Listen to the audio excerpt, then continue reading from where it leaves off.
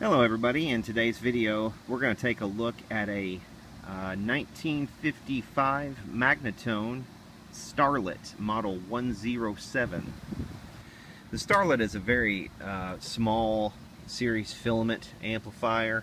It's a 1x8 combo and it only has an on-off switch with a volume knob, 2 instrument inputs, and that's pretty much it besides the pilot light. You know, again, we do have an Alnico 8-inch speaker, which I believe to be the original one. Has a 395 517 code, so that's 17th week of 1955, I believe. We do have a schematic on the inside, which should come in handy. This is a 50L6, 12AX7, and 35Z5 configuration. It's going to be kind of hard to see right now, but we do have the original 2-prong cord here, which is just pretty much cracked to death, so we're going to have to replace that for sure. We will also have to probably do a complete service on this thing. I would imagine if the cord's in that kind of condition, hey buddy, if the cord's in that kind of condition, I can imagine what the inside looks like. So let's get this thing open, let's get it inside on the bench and take a little better look at it.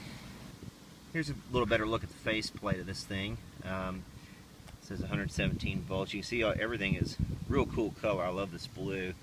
Manufactured by Magna Electronics Company. And this is when they were still Magna, so that kind of gives you a better idea of date.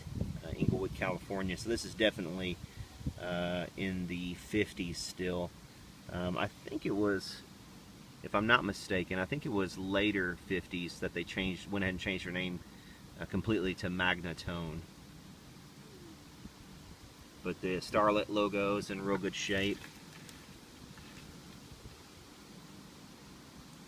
And everything else is pretty much in good shape. Okay, we have the back door off of this Magnatone, and this thing is made of plywood also. Look at that. Real nice plywood for the back door. So even the cheap stuff in the 1950s was sometimes very nice.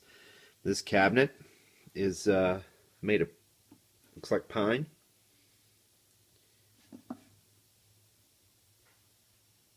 Nice plywood here. No complaints about any of this.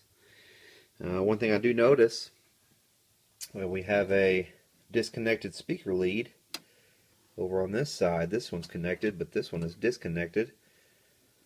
So that will automatically put our output transformer a bit suspect. We have tongue sole tubes, which I'm reckoning are probably original. This one might be a tongue sole as well. Yeah, let's see. No, this is a GE. Now there. Yeah, this one's a GE. And that should be the 35Z5 right there. Rectifier. Should be able to get a little better look at the schematic. Yeah, your typical series filament amplifier here.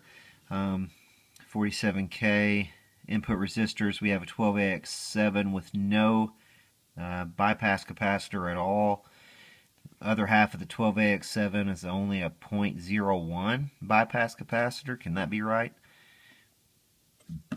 We have a 50L6, 35Z5 once again, but yeah, just strange that these have such a good reputation for tone, and there's just no bypass capacitor on either one of these, so maybe you don't need it on this design. But we will see. But yeah, let's open it up and look at what we need to do to service this thing properly. Okay, here's this Magnatone open and out on the bench, and I've already gone ahead and done the servicing, and we could see the 3-prong cord that I've added. I moved the switch, which was on the neutral side, over to the hot side, so that the hot comes into the switch first, and then comes over here to the rectifier tube. There's a common ground on this amplifier. It's not a hot chassis. The common ground is about 27 volts, actually negative to the chassis. If you measure chassis potential, it's about 27 volts below chassis.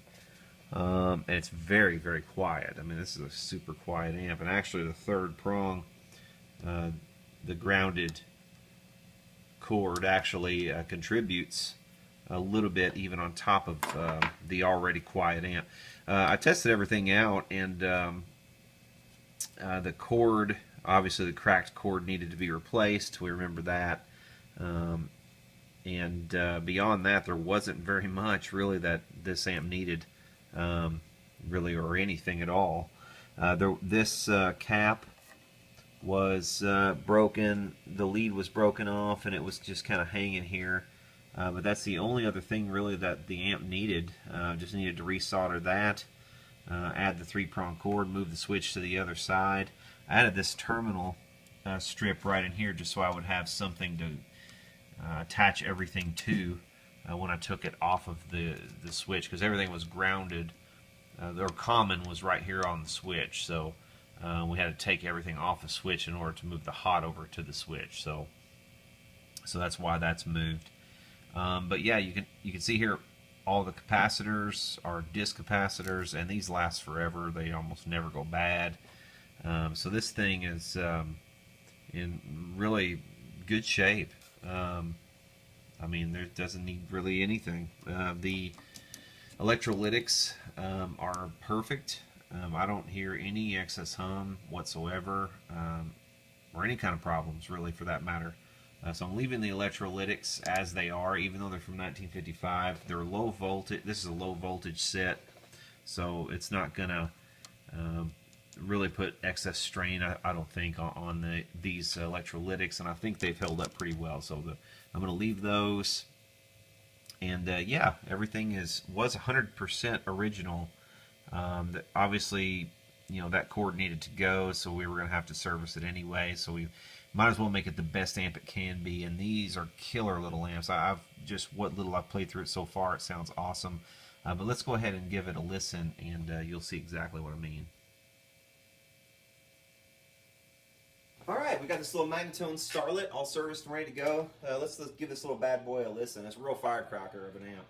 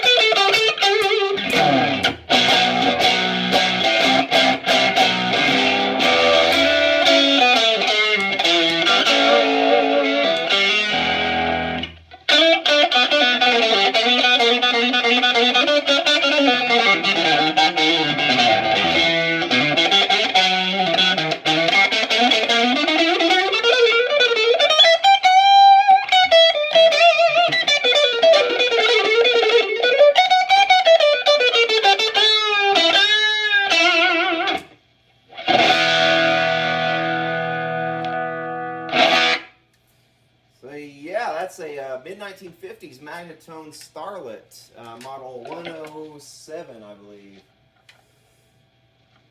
Yeah, something like that. Yeah, there you go, model 107. Kick-ass little lamp. If you guys enjoy this video, please subscribe to videos like this in the future, and y'all take care.